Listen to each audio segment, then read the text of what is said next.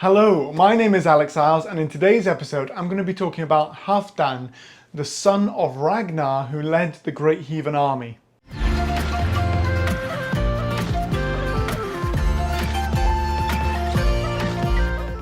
Welcome back. So hopefully I caught your attention at the start there, but I'm going to be talking about the person who I think in many ways was the leader of the Great Heathen Army, and this here is Halfdan as he's represented in the TV show Vikings. Now he's often overshadowed in the TV show Vikings by his brothers Bjorn and also alongside that as well Ivar. But the first thing I'd like to start with, and hopefully this will capture your attention, is that I don't actually think he was a son of Ragnar, not the Ragnar Lothbrok, because I don't even think the Ragnar Lothbrok who you see in the series is actually real. He's not a real historical character. So if that's caught your attention straight away, why not you subscribe, because there's plenty more content like that on the channel, and I really think you'll enjoy it here if you enjoy those sort of facts. But why not we jump straight in and we'll start talking about Halfdan. So Halfdan is again one of the commanders of the Great Heathen Army, and he invaded East Anglia in 865 AD, and from there he goes up to York, and 866, after they've actually forced the King of East Anglia to hand them over horses, they travel to York because they see that there is a civil war between Ella and Osbert.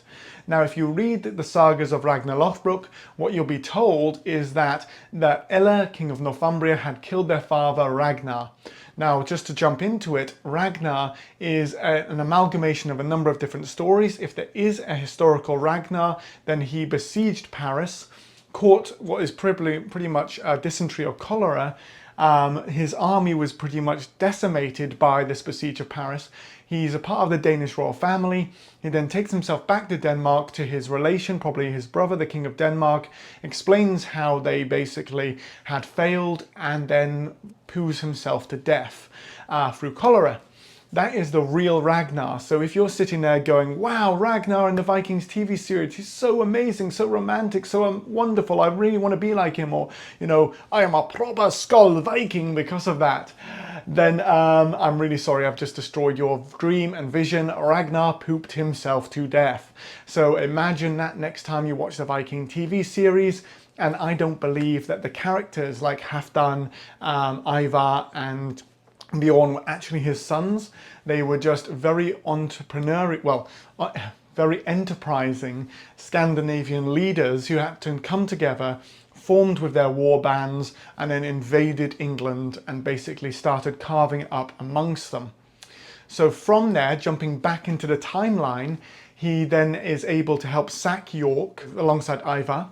Once they've actually sacked York, they then take it over, and they then go down into Mercia, capture Nottingham, they get besieged, and then they return to York as a deal because the kings of Wessex and the kings of Mercia can't actually force them out of Nottingham, but they make a deal with them. They return to York through the winters of 868, 869. They then go down to East Anglia in 869, 870 and defeat Edmund of East Anglia. Now, the really interesting thing here is that Ivar and Ubba are the ones who are actually referred to as the commanders.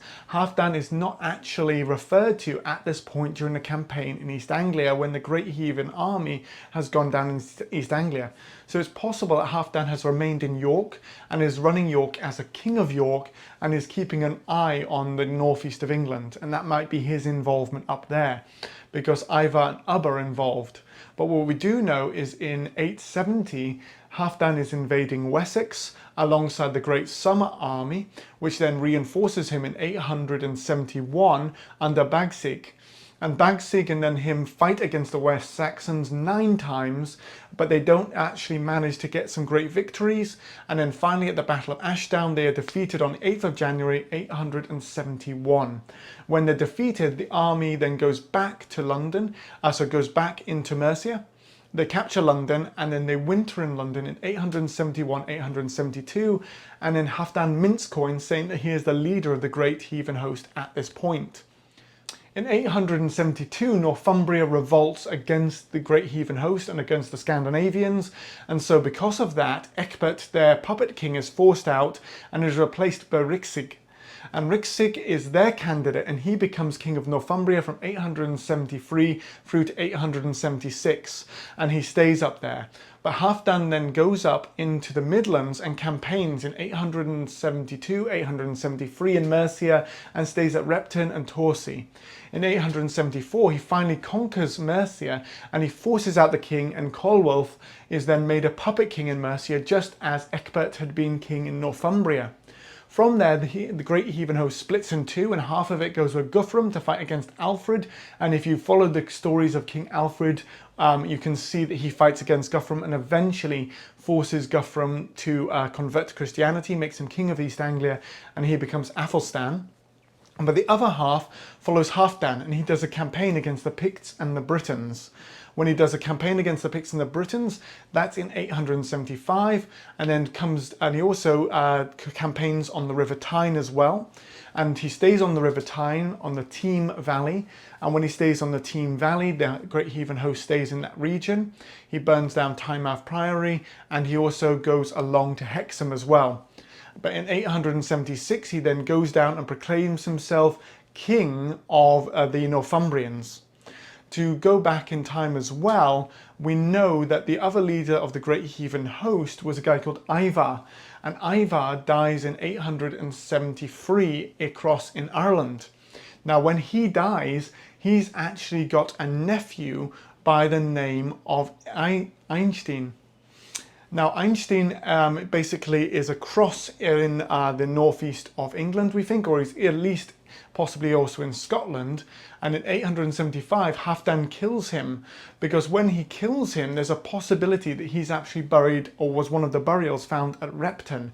And I'll talk about that more when I talk about the places where the great heathen host have been discovered and their settlements. And I'm going to do a whole video on that. So just watch the channel. If you haven't already, again, I'll mention it, subscribe. And so because of that, Ivar has killed Einstein. And when he kills Einstein, he then has actually killed the nephew of Ivar, but Ivar's already dead. In 876, as I mentioned, he becomes the king of the Northumbrians, but it's basically just where the Scandinavians are settled in what we could today call Yorkshire, and they create the three ridings of Yorkshire, north, east and west. When they create the ridings of Yorkshire, they start settling and dividing up land that previously belonged to the Anglo-Saxons, now to the Scandinavians, and they settle there in large scale. But he starts feeling more powerful. He's got rid of one of Ivar's family, and he feels it's now time for him to try and take over the kingdom of Dublin, which previously Ivar had been king of. In 877, he then goes across into Ireland, and he dies at the Battle of Strangleford. And when he dies at the Battle of Strangleford, Northumbria is on paper kingless until 883, when Guthred, who is an ex-slave, is then freed and becomes king of Northumbria. Now, the really interesting thing about Halfdan then is that we see this amazing sort of character who was able to carve out a kingdom in the north of England. He's really interested in the north of England, and it seems that he beds down his power in this region, as we see that he's not involved as such in the campaigns down in Wessex, and he's not involved in the campaigns on East Anglia.